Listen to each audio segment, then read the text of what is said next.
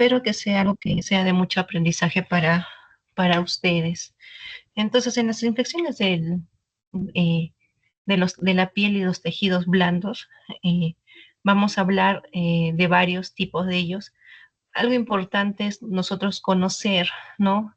La localización anatómica, ¿no? De la piel, ¿no? Como saben, esa se va a dividir, ¿no? De dermis, epidermis, dermis, tejido celular subcutáneo, fascias, músculo, ¿no? Entonces, en cada una de estas localizaciones se va a llevar, ¿no? O se puede llevar una infección de la piel y tejido blando. Ya, como pueden ver en la imagen, ¿no? Si la, eh, si la lesión solamente está en la epidermis, es comúnmente ver lo que es impétigo. Ya más adelante les voy a mostrar unas imágenes, ¿no? Como en la primera de allí, ya, esta de acá, ¿no? Mayormente niños, ya. Doctora, Eh, disculpe, digo, dime. se le quedó solo en el título, su presentación. Ay, a ver, voy a volver a compartir, ¿ya?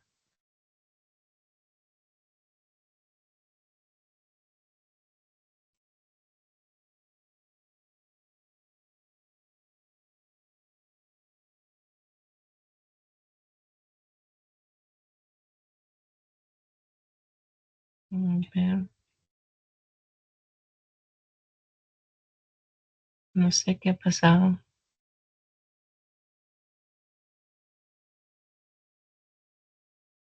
Ahora sí lo pueden ver. Sí, doctora, pero el título, bueno, la primera diapositiva. Ya está Ahora pasando, sí, ¿no? sí, ahora sí. Entonces, bueno, les repito. Entonces, para las infecciones de la piel y partes blandas es muy importante conocer la localización anatómica ya de la piel. Como les indico, esta va a estar clasificando que es, ya ustedes lo saben, en epidermis, dermis, tejido celular subcutáneo, fascias, músculo. Entonces, en cada uno de ellos se va a llevar una infección diferente, con un nombre diferente, ¿no? Y que nosotros tenemos que reconocer más que todo clínicamente, ¿no? La mayoría de estas infecciones se reconocen clínicamente, ¿no? Entonces, si esta lesión se lleva a cabo en la epidermis, ¿cuál es la patología más frecuente? No ha salido acá, es en la dermis, acá tenemos la imagen, esta es la primera imagen, lo tenemos es el impétigo, ¿ya? Más que todo en niños, ¿ya? En niños. A veces son niños que tienen malas higienes, uñitas largas, o por ahí les picó algún insecto de repente en la cara y ellos se están rascando, ¿no? Es una infección solo a nivel de epidermis, ¿ya? Ahí solamente se da tratamiento tópico. Más adelante les voy a dejar las diapositivas, ¿ya? Donde indica qué tratamientos tópicos vamos a utilizar. Les indico mayor frecuente mupirocida, ¿ya? Si la afección ya es más profunda, o en el caso todavía si continuamos en epidermis y esta lesión se ulcera, ya tenemos los que son los estigmas, ¿ya? Los estigmas que sí dejan cicatriz, ¿ya? Tenemos también una variante que es el estigma gangrenoso, producido por el pseudomona, ¿ya? Aeruginosa. Luego tenemos más, después de la epidermis tenemos la dermis, ¿no? En la dermis ya tenemos dos infecciones importantes que reconocer. Uno es la erisipela y otro es la celulitis, ¿ya? Eso es a nivel de epidermis, ¿no? Luego, si vamos más profundamente, si ya llegó hacia grasa, como vemos en esta imagen, ¿ya? Entonces ya vamos a una celulitis. Y a veces esta puede ir a ¿qué? A abscesos. Si vamos a fascias más profundas, ¿no? Ya hay un compromiso de la poneurosis de repente o de la fascia, ¿no? Entonces vamos a enfermedades que se llama la fascitis necrotizante. Si afecta el músculo, ¿no? Vemos lo que es la miositis. Entonces, entre más profunda, ¿no? Es la patología o la enfermedad, es mucho más grave, ¿ya? Que se va a presentar eso en el paciente. Entonces acá en esta imagen sí las pueden ver, ¿no? ¿ya? En la primera tenemos el impétigo, un ejemplo de impétigo, ¿ya? Luego también tenemos infecciones, a veces hay enfermedades como por ejemplo la escarlatina, ¿no? Que dan en niños y se manifiestan lesiones en la piel, ¿no? Entonces, como vemos acá en este niño, ¿no? Que le llaman la piel escaldada, donde está la piel bien eritematosa y con desprendimiento de la misma. En esta imagen de acá abajo, en estos piecitos que ven acá, tenemos los que son los estigmas, ¿ya? Donde son lesiones ya más ulceradas. Y acá al costado, un estigma gangrenoso. Entonces, también tenemos otras clasificaciones de las infecciones, ¿ya? Esto que basan en primarias y secundarias. También tenemos en esta clasificación, ¿ya? Que tienen con necrosis o sin necrosis. Es otra manera de clasificar infecciones de la piel y tejidos blandos. En las primarias sin necrosis, impétigo, erisipela, celulitis, piomiositis. Y con necrosis tenemos algo comúnmente que vemos bastante, al menos en cirugía, tenemos las fascitis necrotizantes. Y las secundarias es ya debido a que ya esa piel estuvo de repente ya manipulada o una lesión anterior a la piel, ¿no? Por ejemplo, una mordedura, ¿no? Por un can. También en las secundarias se miran las infecciones de la herida quirúrgica o del sitio operatorio, ya que los van a llevar, me parece, en otras clases, ¿no? De heridas limpias, contaminadas, sucias, y cada una de ellas tiene un porcentaje de infección. Pie diabéticos, úlceras por presión, son infecciones secundarias. Eso es lo mismo, ¿no? Donde involucra, como ya les he indicado, las superficiales y profundas y según la anatomía. Importante saber acá, como les dije, entre más profunda es la infección, es mucho más delicado el cuadro en el paciente. Más superficial, por ejemplo, en el impétigo, nosotros tratamos simplemente, a veces como ya les dije hace un momento, con tratamiento simplemente tópico, ¿no? Por ejemplo, el uso de mupirocina tópica, ¿no? En el caso de un niño que tenga depende del impétigo en la cara, ¿no? Cuando ya vamos más profundamente, ya vamos a ver un mayor compromiso sistémico del paciente, ¿ya? Hay que saber el diagnóstico diferencial, por favor, eso también son preguntas, ¿ya? Entre lo que es erisipela y celulitis, ¿ya? ¿Cuál es la diferencia entre ambos? ¿Ya? También en un momento les voy a indicar. Y en la parte profunda, ya que abarca fascias, ¿ya? Es importante que conozcan lo que son las fascitis necrotizantes, ¿ya? En las fascitis necrotizantes o necrosante, ya tenemos dos variantes, la polimicrobiana y la monomicrobiana. La polimicrobiana mayormente asociado a piógenes, estreptococopiógenes, a veces también a estafilococos, ¿no? Mayormente niños. Perdón, estoy confundiéndome. La polimicrobiana hay aerobios y anaerobios, ¿ya? Esta es la más común, la polimicrobiana es la más común, ¿ya? Y ahí tenemos, por ejemplo, la fascitis de necrotizante que le llaman el síndrome de Fournier, ¿ya? La monomicrobiana es más que todo por estafilococo piógenes y es más en niños. Igual, otro resumen de la clasificación de las infecciones de piel, ¿no? Todo lo que les he indicado. Más acá ya hay una clasificación en complicadas, no complicadas, ¿no? Por ejemplo, las no complicadas son más que todo las infecciones superficiales. A veces, normalmente acá es tratamiento médico, tratamiento tópico, tratamiento bioral, nada más. Pero ya cuando esta infección se hace más profunda, por ejemplo, llega una celulitis complicada con un absceso, por ejemplo, a nivel del tejido celular subcutáneo o más adentro, ¿no? A nivel de las fases con la fascitis necrotizante, por ejemplo, entonces, si vemos un absceso, si vemos una fascitis, ya va a cambiar. No solamente va a ser un tratamiento médico, antibióticos en el paciente, hay que saber reconocer rápidamente esto y muchas veces el paciente necesita entrar a sala de operaciones. Y es muy importante la limpieza quirúrgica en el paciente, al menos por fascitis necrotizante, el paciente es fulminante muchas veces la aparición de esta enfermedad y tenemos cuestión de horas de entrar a sala porque si no el paciente se nos muere. Realmente es algo muy delicado, algo muy grave. También podemos clasificarlas según categorías, ¿ya? Categoría 1, 2, 3, ¿no? Obviamente en la categoría 1 es un sujeto sano. En la categoría 2 de repente tiene alguna conmovilidad, pero está controlada, no es grave. Y en la 3 ya está algo, el paciente ya tiene alguna comorbilidad descompensada.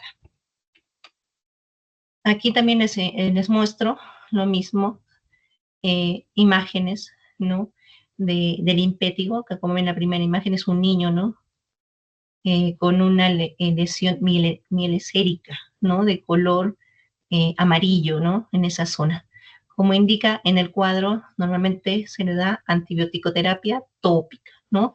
En promedio unos 7 días. El que está acá al costado es el estigma. Cuando este ya se ulcera, ya, y hay una cavidad allí, entonces nosotros esta lesión es un estigma, ¿no? Este se ve relacionado. La mayor parte de estas infecciones de piel, ustedes van a ver que está relacionada a estafilococopiógenes, streptococopiógenes y estafilococo aureus, ¿ya? Son las mayormente esas dos tipos de bacterias que se asocian a estas. Entonces, en el estigma ya damos tratamiento bioral. Algunas veces damos tratamiento ya vía sistémica. Y si este está gangrenado, como dice acá, el estigma gangrenoso es por Pseudomonas aeruginosa. Viene a ser una úlcera escara de color negro. Les dije hace un momento diferenciar entre erisipela y celulitis, ¿ya? Erisipela, más que todo, como ven acá en la imagen de este pie, es más delimitado, ¿no? A comparación de la celulitis, que no se define bien.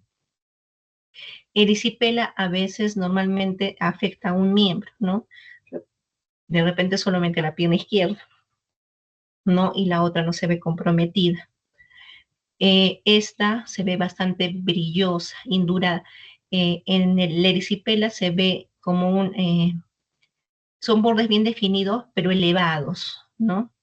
Entonces, a diferencia de la celulitis, ¿no? Que son bordes mal definidos, pero estos bordes no sobresalen a comparación del erisipela.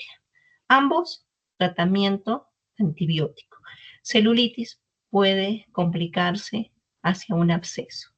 Como les voy a indicar acá, o les indica acá, los abscesos, ¿cuál es el tratamiento de todo absceso? Como dicen, absceso drenado, absceso curado. Los abscesos se tienen que drenar, ¿ya? Entonces tiene que haber un drenaje quirúrgico. Y, obviamente, antibiótico-terapia, ¿ya? Mayormente a veces si el paciente no tiene ninguna comorbilidad, es un paciente previamente sano, de repente no es diabético, no está inmunodeprimido o no ha tenido cuadros repetitivos, entonces damos solamente tratamiento bioral y a su casa. Pero si es un paciente con alguna comorbilidad, entonces ya nosotros tenemos que estar pensando en pasarlo a observación o la hospitalización de este paciente y darle una antibiótico-terapia sistémica. Acá tenemos un absceso a nivel cervical y acá otro, ¿no? Estos son los abscesos que se tienen que drenar. Si bien es cierto, les he indicado que la evaluación más que todo de estas patologías de piel es clínico, ¿ya? Normalmente hacemos un buen examen en el paciente, ¿no? Una buena anamnesis, un buen examen físico, y nosotros podemos llegar a un diagnóstico. Entonces, a veces no se piden exámenes de laboratorio, a veces no es común, ¿no? Digamos, una celulitis, ver, ¿no? De repente la microbiología, ¿no? ¿Ya? Entonces, pero sí en determinados casos. Cuando pedimos, por ejemplo, un laboratorio, de repente en pacientes, ¿no? Que ya tienen cuadros repetitivos, que son diabéticos, de que ya se ve, ¿no? Que el paciente está comprometido sistémicamente, entonces nosotros ya pedimos laboratorio. Igual, por ejemplo, si es un absceso, nosotros lo vamos a drenar, tomamos una muestra de ese absceso, ¿no? Lo aspiramos y lo mandamos a cultivo, ¿no? Eso es algo importante. Una imagen, cuando no estamos del todo ¿no? Precisos, de repente no se parece un absceso, no parece, de repente tenemos alguna sospecha de que la lesión se ha profundizado de repente hasta hueso, ¿no? Y de repente tiene una osteomelitis no bien clara, ¿no? Entonces, ahí nos vamos a la ayuda de, ¿no? Depende de lo que sospechemos, de repente, si de repente queremos decir, de repente tenga una osteomelitis, una radiografía, ¿no? Una radiografía, de repente, luego vamos a recibir una tomografía, una resonancia magnética, si no estamos bien seguros que el absceso haya madurado, entonces vamos a una ecografía, ¿no? Nos determine, ¿no? Si ese absceso es un absceso o todavía está como flemón, ¿no? Muchas veces, por ejemplo, en fascitis necrotizantes, eh, solemos pedir una resonancia magnética para ver el grado, ¿no? de, de lesión, ¿no? de esta enfermedad. Entonces, pero como a veces es mayormente clínico, ¿no? Por ejemplo, si se trata de una fascitis, vemos un paciente muy comprometido. El paciente con fascitis necrotizante o hace poco se tiene pacientes acá en el hospital de Goyeneche con Fournier, ¿no? Con enfermedad de Fournier o síndrome de Fournier, es realmente muy delicado, es, es altamente, ¿no? Esos pacientes tienen una alta tasa de mortalidad, ¿no? Si no se actúa a tiempo. Entonces, esos pacientes con fascitis necrotizante suelen venir con mucho dolor, ¿ya? Y comprometidos, ¿no? Con hemogramas alterados, hipotensos, a veces necesitan aminas, los pacientes están somnolientos, revisan la tensión, mal olor, a veces es tan fácil reconocer, pero algunas veces no, ¿no? A veces tocamos y miramos crépitos, ¿no? En la zona. En la mañana el paciente estaba bien, en la tarde el paciente está con una interconsulta UCI, ¿no? Después de la limpieza quirúrgica. Entonces hay que tener mucho cuidado, ¿no? Que si no vamos a pegar una imagen, no va a ser esa imagen, ¿no? Que, no, la resonancia magnética es para mañana. No, no, no tiene que haber un retraso, ¿no? Por eso digo, más que todo a veces es clínico. Y luego a veces sacamos muestras, ¿no? Y mandamos a biopsia. Bueno, en las infecciones, las mordeduras como que son infecciones secundarias, acá tenemos las diferentes agentes etiológicos que producen cada uno de ellos, de que lo puedan repasar. Lo mismo que les estoy indicando, la mayoría, como pueden ver acá, ¿cuál es? Estafilococo piógenes, estafilococo aureus, en la mayoría, ¿no? De ellos, ¿no? Las fascitis normalmente son polimicrobianas, las tipo 2, les repito nuevamente, la de tipo 1, la de tipo 2, ¿no? Polimicrobiana, eh, perdón, la tipo 1 es la polimicrobiana y la tipo 2 mayormente en niños, que es más que todo por estreptococopiógenes. En pie diabéticos, no se olviden, a veces se ve relacionado más que todo estafilococo aureus. Y también en infecciones de herida quirúrgica, más que todo estafilococo aureus, ¿no? Depende de la flora, ¿no? Que tiene ahí en la piel. Recalcarles lo mismo, ¿no? De fascitis necrotizante, polimicrobiana, tipo 1 más común. Tenemos una tipo 2, más que todo en niños, estreptococopiógenes asociado. Y se habla también de un tipo 3, que es una mionecrosis. En fascitis necrotizante les he dicho que hay una clasificación, normalmente es fulminante el cuadro, ¿ya? La evolución es fulminante, cuestión de horas, ¿no? Que el paciente tiene una progresión rápida de la enfermedad, de su estado general, y va hacia el shock, incluso anafiláctico y a la muerte. Entonces hay que saber reconocer estas lesiones. Aquí algunas diferencias entre cada una de ellas, ¿ya? Para que lo puedan leer. Entonces, en general les digo que el diagnóstico es más que todo clínico, ¿no? Una buena historia, una buena exploración, ¿no? Física del paciente. Nos podemos ayudar a algunos exámenes auxiliares dependiendo, ¿no? Estamos sospechando de repente de un absceso perianal, el señor viene con dolor a nivel anal, les voy a mandar, ¿no? De repente una ecografía inmediata, que es lo más fácil que encontramos, ¿no? Rápido de hacer. Entonces tenemos y de fácil alcance una ecografía. Entonces si vemos que las lesiones son más profundas, a veces abscesos, como les dije, o fascitis necrotizantes, tenemos que ir a una exploración quirúrgica, ¿no? Si el paciente no, de repente tiene una celulitis, no sé, en el dedo porque le picó algo, entonces no hay mayor compromiso sistémico, no tiene ninguna comorbilidad, entonces damos a veces, muchas veces tratamiento oral y los mandamos ambulatoriamente. Pero si ya estamos sospechando una afectación sistémica, entonces tenemos que tener mucho cuidado, ¿no? En hospitalizar a ese paciente, iniciar con un tratamiento empírico, siempre iniciamos con tratamiento empírico, ya lo saben, y posteriormente, de repente ya evaluar si el paciente necesita un tratamiento quirúrgico. El diagnóstico microbiano también es fundamental, como ya saben, podemos pedir cultivos, hemocultivos, ¿no? Si el paciente está haciendo fiebre, hemocultivos, tratando de aislar, y posteriormente nosotros eh, identificamos y ya damos una antibioticoterapia específica.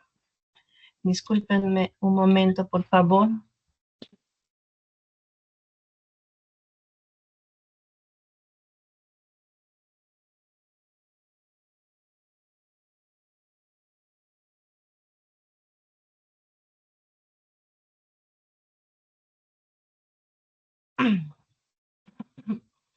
Ya. Entonces, ya continuando, igual acá tenemos lo mismo que les indicaron, ¿no? Del manejo de las infecciones. Si es un paciente no comprometido, ¿no? Valoramos al paciente, damos tratamiento bioral, tópico, y obviamente controles por consultorio externo. Pero si ese paciente ya tiene varios días, no hay mejoría, ¿no? Tiene comorbilidades, un PCR elevado, ¿no? Por ejemplo, un hemograma alterado, ¿no? Y una lesión que no mejora si no avanza, ya tenemos que considerar su ingreso hospitalario. El tratamiento lo tenemos acá, ¿no? Tratamiento tópico, lo más utilizado es la mupirocina, ¿no? Tenemos antibiótico-terapia sistémica, ¿no? Mayormente utilizamos cefalexina, cefadroxilo, amoxicilina. No se olviden en mordeduras por canes, ¿no? O animales, gatos, siempre utilizar la amoxicilina ácido clavulámico. Pacientes alérgicos ya damos combinación de otro tipo de medicamentos, por ejemplo, clindamicina más ciprofloxacino, ¿no? Es una alternativa que se puede dar ahí. ¿Bien? Entonces, igual manera, acá tenemos, importante conocer acá en este cuadro, la afectación, ¿no? La condición, la etiología y el tratamiento que se le va a dar a estos pacientes. Ya les dije, en abscesos cutáneos, más que todo es el drenaje, ¿no? Dar un tratamiento antibiótico. Importante reconocer, nuevamente les repito, si el paciente tiene una afectación sistémica, ¿no? Y una afectación de su estado general, tenemos que considerar el ingreso hospitalario. Listo, chicos, este tema ya de heridas quirúrgicas y drenajes, que también lo tengo, me parece que ya lo van a realizar en otra clase. No sé si tuvieran alguna pregunta, alguna duda, si no ya damos por finalizada la clase.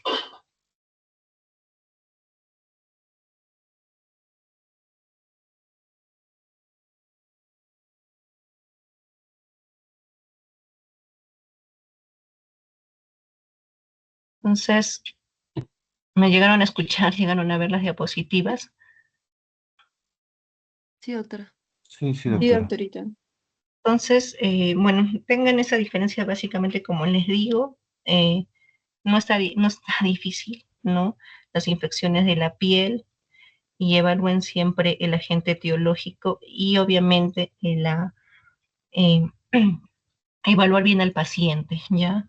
Cada paciente es diferente, ¿no? Si ya es un paciente diabético, ya lo manejan de manera diferente, si ya tiene un compromiso sistémico, lo manejan de manera diferente, ¿no?